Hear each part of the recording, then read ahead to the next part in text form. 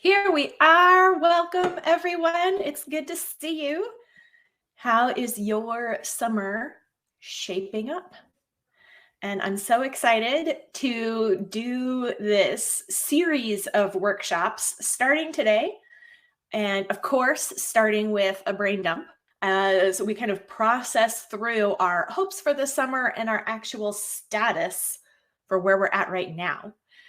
So then next week, every day, we're going to do about a 20 to 30-minute live session that's kind of like a co-working session where we're actually going to be cleaning together. So you can kind of think of watching the video as your timer, as your background to just getting the work done. So instead of sitting around listening to someone encourage you to clean, you just actually do it. We're going to talk more about how that's going to work and what co-working is and how to improve our motivation and get some progress going for this summer later on in this workshop. And I do have slides and there's a workbook.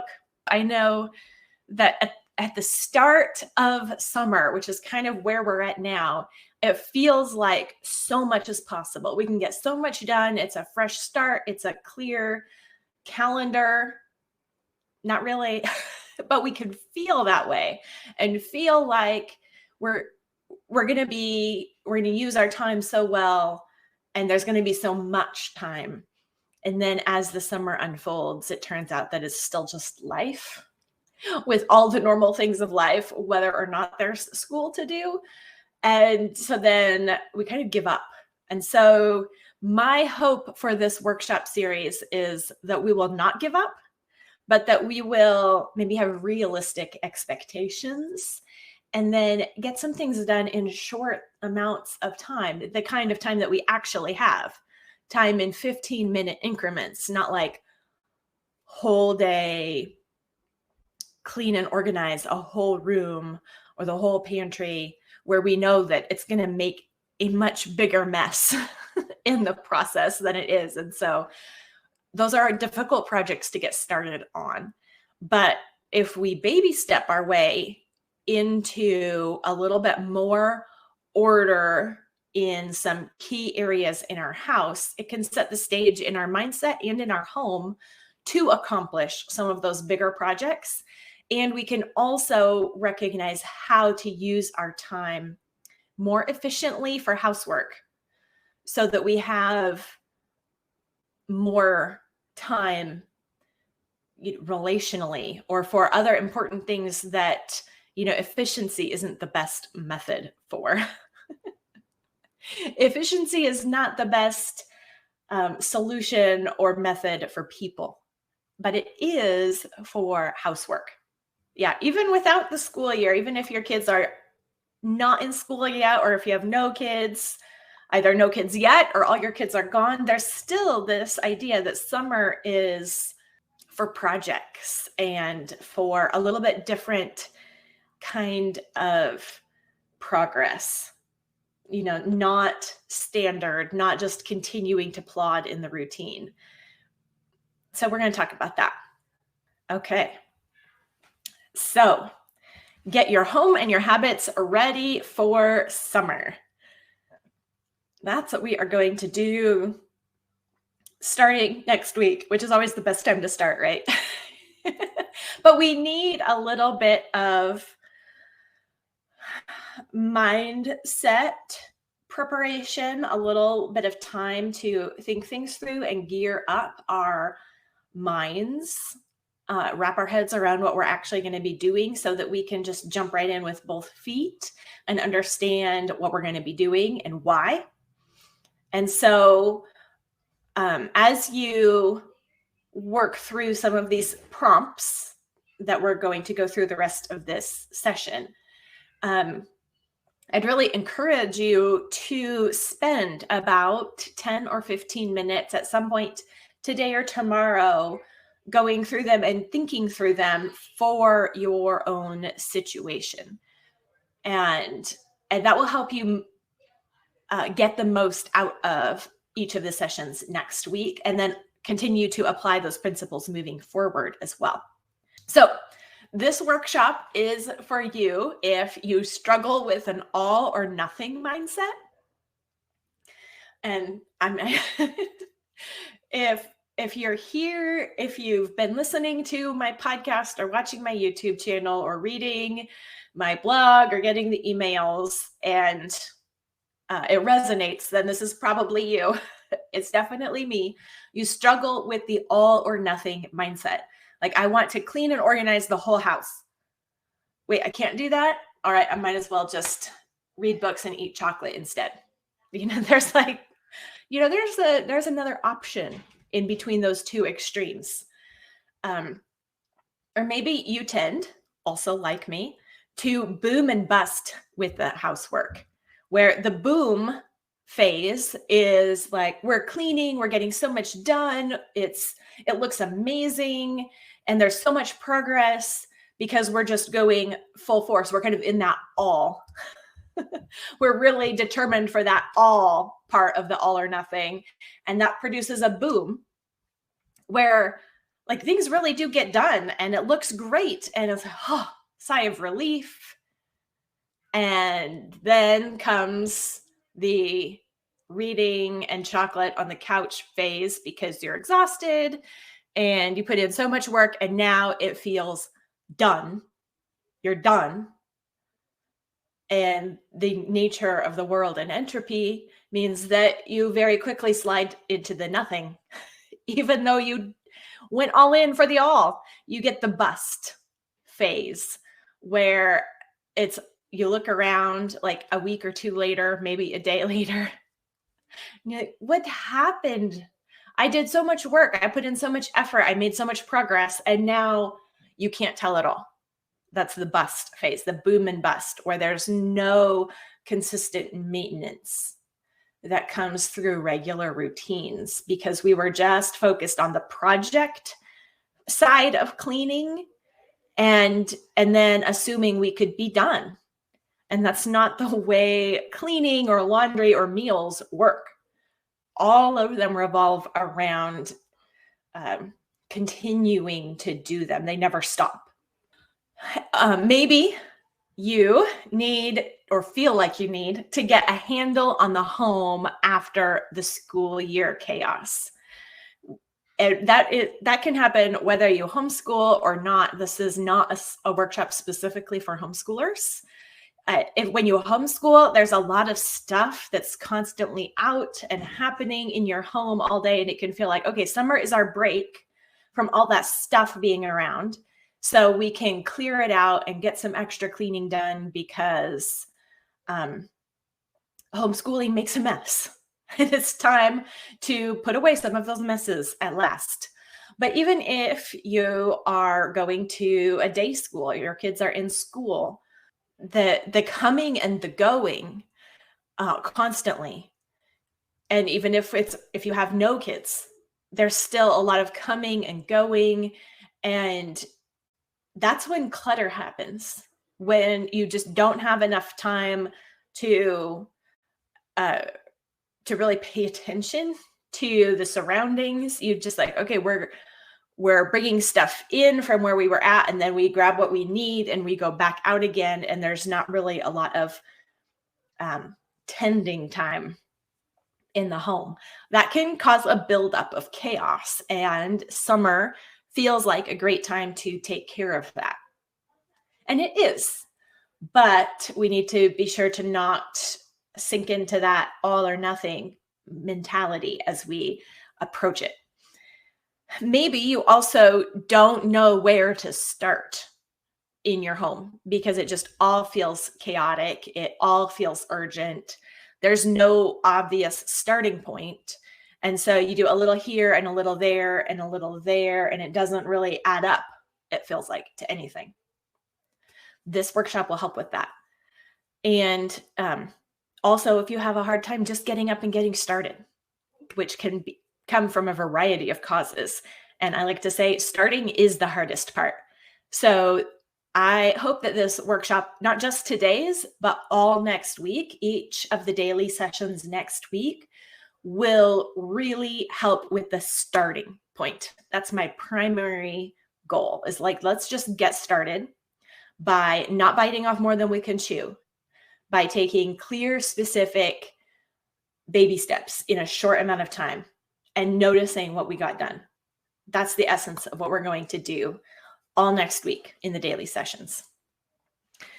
And as we do that, we need to remember what our home is really for. I think whenever we try to get a grip on our home, recover from chaos, build a cleaning routine, we can sometimes switch into a different mode than we might normally in our real life. You think, well, my real life is what caused this chaotic home. So to fix it, I need to just think about my home only and like what's best for the home, as in like the house, the counters, the tables, the bookshelves, the stuff. And that is the mentality, I think, that the magazines promote, that Pinterest promotes, that HGTV promotes, where we are seen as curators of our home's look and its state. And so we work on the house or the home as this entity unto itself that's going to be a monument to our ability and our taste. And so we very easily slip into that mindset, which is promoted all around us, and say, okay, so I'm going to then make a plan for my house. And what I'm drawing on are images and assumptions that are all around me that tell me what my house is supposed to look like and be like and feel like, that are actually a pack of lies. So we need to orient our mind to truth. And, my favorite bit of biblical truth for the home is Proverbs, which I didn't look up. I should have put it in here. Where there are no oxen, the manger is clean. But much fruitfulness, that's not the word, much production, neither of these are the words, but much comes from the strength of the ox. So the manger is our house. And where there's no fruitfulness happening, the house can stay clean. The house can be a showcase, a trophy piece, a monument to our taste, when nothing is really happening there. But that's barrenness. And we don't want barrenness. We want fruitfulness. We want bustling, active, vibrant life. And that's messy. So when we approach our cleaning lists, our summer projects, we need to come at it from the assumption, from the mindset that our home is a tool to be used. It's a stage upon which the drama of our life, the action of our life and our kids' lives, our husbands' lives, whoever comes into our home, the drama is lived there. And so the focus is not on the stage. The stage makes it possible for the action, and it's the action that's important. So we want our stage to be functional. We don't want tripping hazards. We don't want it to be incongruous with the action that's happening there. We don't want it tripping up the actors. But we also don't want to make the stage the focal point either, where no actors are allowed on the stage because they will mess it up. They'll distract from it. So that means that our cleaning checklists, our routines, what we're doing in our homes needs to focus on maintenance and tending and little drips, continual steps. If you think of a stagehand, they have to get in and move things, shift things around, get things set for the next scene. And that's what our housework is. It's not a setting something up and creating it and then you're done, right? That's our boom and bust mentality, our all or nothing mentality, where we think we're fixing it and then it's fixed and we're done and we can move on. But really, we just have to figure out that where our home needs set changes and a little bit of attention from the backstage crew so that the next scene can happen. So what do you need to get started? Today, you need a pen or a pencil and paper. You need something to just write on, not some kind of fancy journal. It can be the back of an envelope. It can be junk mail that's blank on the back. It can be a cheap spiral notebook. It doesn't really matter, but you do need to write things down.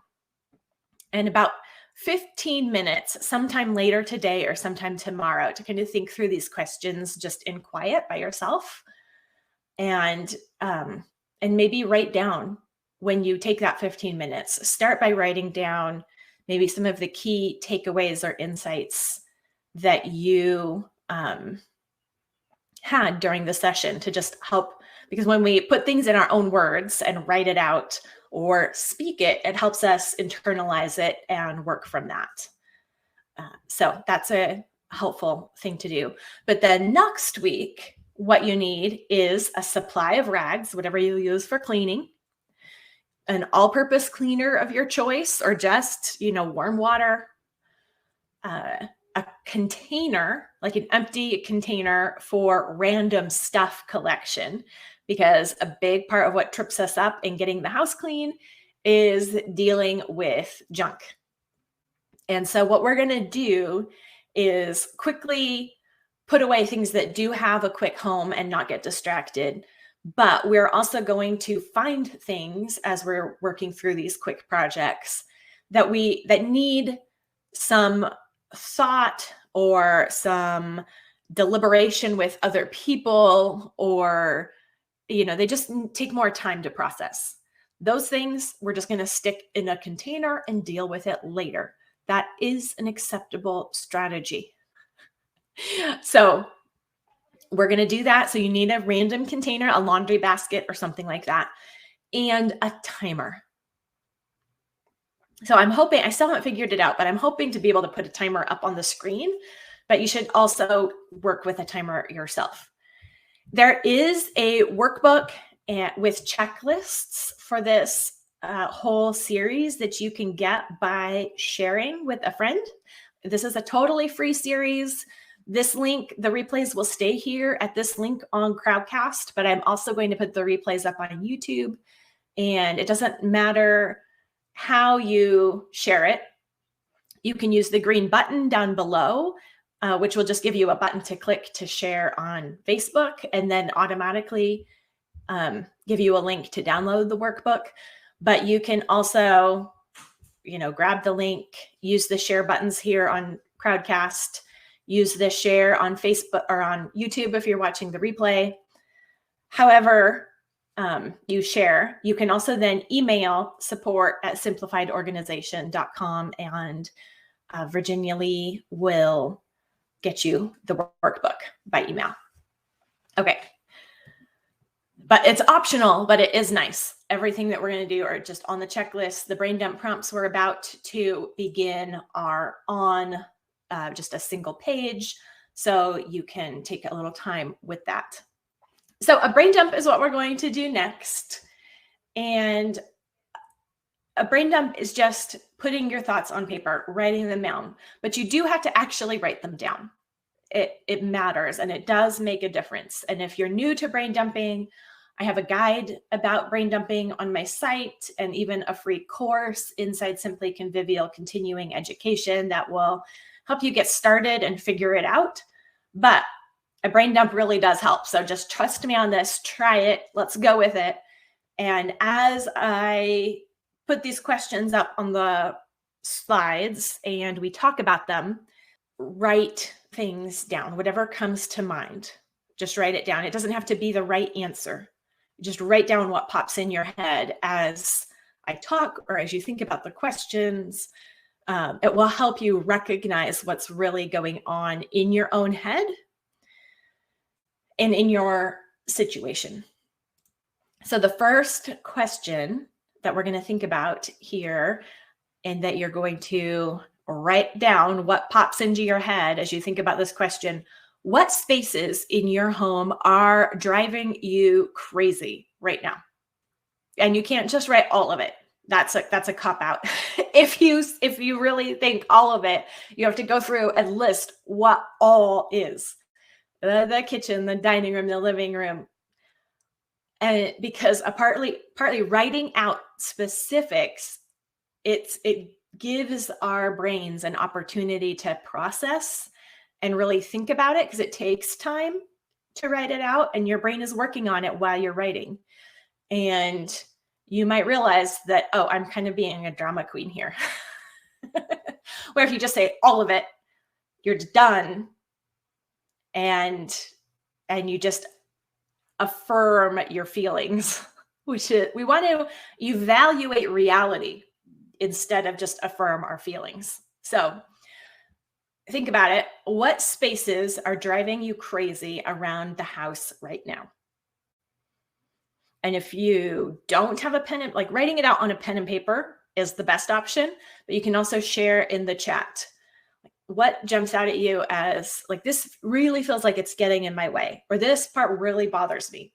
And sometimes it's silly little places. It doesn't feel like it should be the important thing, but it's like this, the top of my dresser. It's not really, it doesn't seem like that should be a big deal, but it really bugs me. Or if you do like list 30 places in your home that are really bugging you right now, then maybe we can start to think about, is the problem the messes and the places, or is it that I am being bothered so much by them? Which side is the problem here? The brain dump gives us an opportunity to think through those kind of questions. So what spaces are driving you crazy around the house right now? If you're watching the replay, you can hit pause and set a timer for maybe 2 minutes or something and write out some answers. But here for the live session, we're going to move on. So the next question is, what daily habits do you already have in place? Maybe drinking coffee in the morning. What already happens regularly in your house? What do you do mostly rain or shine? Breakfast, lunch, dinner are typical ones. That counts as a habit. So what are the things that just kind of happen on autopilot already? And we want to identify the daily habits we already have, because if we want to build new habits or add some habits, it's most effective to connect them, tie them, hook them to habits that already exist, rather than create brand new ones out of thin air. So when we identify habits we already have, we can improve them, expand them, and that's a more effective way to build good habits. So when you list your daily habits, you are identifying places in your day where you have the opportunity to build those habits to be even better. Again, you can pause this to think about it if you're watching the replay, and we're just going to continue right now. So this is a little bit of a shift of gears. What kind of summer break are you hoping for? And this, again, is getting at, what are we really thinking about? What are we imagining? Because expectations might get in our way here and cause unnecessary disappointment or discouragement. So think about or write down, when you are imagining your summer break this year, what are you picturing? And it might be, everything's perfect and we are always having fun all the time. Like, okay, well, if that's what I'm imagining, I might need to scale that back and think of a few specifics that we can actually do, and recognize that some work is going to have to happen in the summer break also. Or maybe, say, I haven't even thought about it at all. And if you have a zero plan, then it's just going to fly by. So we have to find that balance between unrealistic expectations and over planning, and still having a direction and a plan that's intentional, because otherwise the time just gets away from us and we don't use it in the best way that we could. So kind of get at what you are hoping for in this summer, and then that allows your mind to process and sanity check what you're really thinking for the summer. And then as you think about the summer that is in front of you, and also those daily habits that you already have, when in your day can you commit to about 15 minutes of maintenance, tidying, and cleaning? Not like project work, but just doing the same thing every day. Because as we work through the sessions next week, we're going to be adding little 2-minute maintenance bits to our plan. So we're going to spend 15 to 20 minutes making a bunch of progress in one specific small place. And then we're going to take 2 minutes every day after that to just quickly get it back to where it was.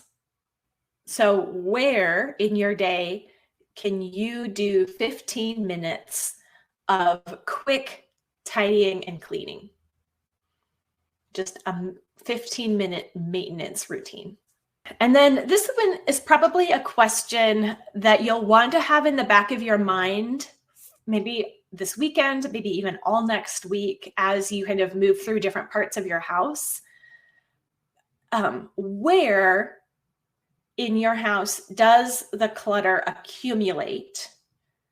And what are the triggers in your family for the clutter accumulating? Maybe it's a child who is really into crafts, and the crafts tend to migrate. We aren't really solving problems when we think about this, because usually we immediately want to jump to an answer that will make the clutter never happen. And that's not going to happen. But what can help us manage our expectations and our house is to just recognize the tendencies in our family and our situation right now, so that we know where our attention is going to be needed more. Where the stuff accumulates is just where we have to pay attention, but so that we can deal with it before it gets out of hand. So where are the places that just kind of draw clutter like a magnet? I think, is it Dana White or Fly Lady, or both of them probably, that call them hotspots? I think it's a great term. Where those are just places that are going to need a lot more attention more regularly. And it will help us not be so frustrated and overwhelmed with those places if we just accept what they are and recognize them for what they are, and build in regular bits of maintenance for them. So this is really just an identification or recognition exercise, and it might take just having that in the back of your mind as you wander around the house for the next few days, just to notice that. Oh, not the concept of cowering. Oh dear me. I guess co-working was not in the spell check. Co-working, there we go. Good thing I didn't turn that into a PDF. So the concept of co-working is what we're going to be doing all next week, where we're going to be working together. So it's kind of like, it's a clean with me, where the time that the session takes is the time that you can spend doing that chore. And what I'm going to be saying will guide you through step by step what to do, but it will also be, a pep talk to help you recognize that this is a great way to spend your time. You can keep up the momentum. You can use this time really well. And because other people are doing it too, it's more motivating, and it helps you recognize when to stop as well. So it's a way to reserve time. A lot of digital, all virtual companies use this idea of co-working.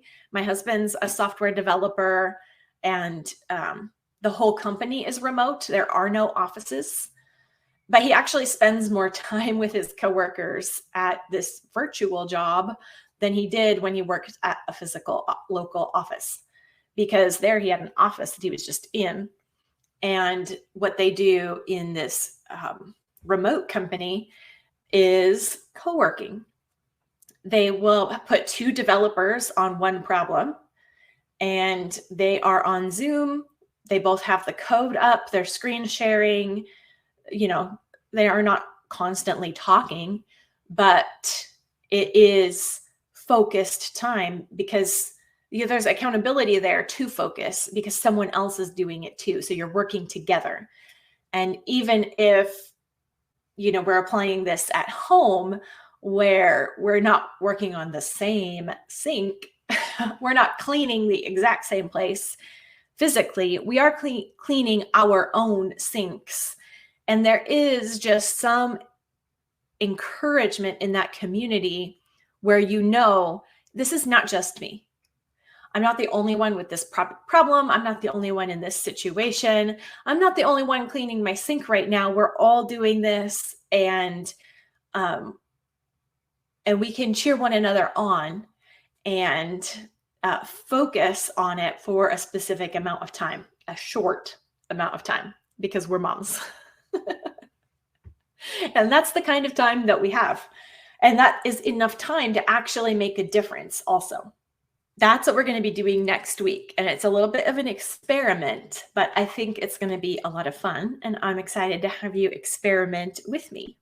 So the point is to use this session or the next sessions to time your work and to set as the background to your work, to recognize, why we're doing this, what is happening while we're cleaning our sink. I'm going to have, just thoughts like, we're not doing this to be done. It's not like we're going to clean and shine our sink and then it's going to stay that way for any amount of time. It's not undone or worthless because 10 minutes later, someone uses the sink and makes it and adds water spots or leaves dirty dishes in the sink. Like, what's the sink actually for? The sink is for cleaning dishes. So dirty dishes should go in there. That's not a problem. So we're going to get our heads on straight while we get something done with our hands. And it's just the same kind of concept. I know a lot of people use my podcasts or YouTube videos this way already, where it's like, okay, I really ought to be folding the laundry, but I don't want to. So I am going to turn on this podcast that reminds me why I'm doing this, that it actually matters. And during the podcast time, because my podcasts are about 10 to 12 minutes, I'm going to fold laundry. And that it's just enough of that co-working idea, that concept. Like, I'm not alone. This is not my personal struggle that no one else has. I can just set a timer And while I'm listening to this podcast, this is the thing I'm going to be doing. And it's amazing how quickly it goes when you just set yourself up to spend a concentrated short amount of time doing one specific thing. But it's so easy to be distracted and to try multitasking that we really need to kind of practice and trick ourselves into focusing on a small, manageable piece of work, because it just doesn't come naturally. All right, so next week's plan of attack, the things that we are actually going to do next week. We're going to have one 20-ish minute session for each one of these. So Monday through Friday, one spot per day. And then the checklist, if you get the checklist by clicking that green button down below, it also includes a checkbox for 2 minutes or less of maintaining the previous jobs. And, it really does take so much less time to put something back in order that is in order.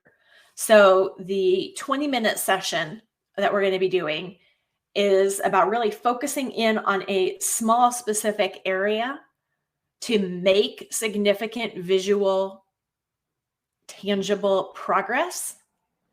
And then also the subsequent days, practice seeing how easy and quick it is to maintain that when you just pay a small bit of attention every day. That's the power of routine and habit. So we need both pieces, a little bit of focused short project time followed by quick maintenance attention. So we're going to clean our sinks. We're going to clear an island of sanity. There's a little bit about that in the workbook. And then I also have a video and blog post about what an island of sanity is, if you need a little bit of background beforehand. We're going to tidy your bedside table, clear your entrance hotspot, and clean your bathroom counters. So those are the 5 areas that I think provide a great jumping off point for just feeling like things are under control. And so we're also going to talk during each session about the importance or the significance of each one of those spots. And, really, there are all kinds of spots we could pick and could clean, but we do need to pick a place to begin.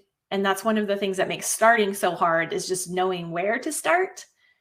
And so these places, I think, are good places to start. And once we get started, we can see how to apply it in other areas as well. So if you want that workbook and the checklists that go along to it, it's, I think, 6 or 7 pages. And you can get that for free by sharing this workshop. You can text a link to a friend, use the share button wherever you're watching this, email, however you share with friends. You can use the green button below, or you could just share in whatever way is easiest and best for you, and then email support@simplifiedorganization.com, and my assistant Virginia Lee will get you that PDF workbook. And I think it will help significantly. So checklists, sometimes, you just need that clarity of seeing it written down. So that is the plan. So is there any one of those areas that maybe you already have under control, or that you are dreading? Like, oh man, that's a really terrible hotspot for me. Or if you have any questions, we can chat a little bit more All right, so I hope that you join for all the sessions next week. The replays are going to be available as well. So if the time doesn't work out for you, that's fine, but it is fun to be live. It's fun to see people sharing and just knowing that like real other people are just doing this right now with me. It's just a fun feeling to harness that power of the internet and virtual community where possible. So live is fun, and you will get an email an hour before and 10 minutes before the live session goes up. And I'll send an email later in the day when the replays are available. They'll be available here at the same link on Crowdcast, but I'm also going to put them up on YouTube. So depending on which is easier for you to, wherever it's easiest to watch them. So yes. All right.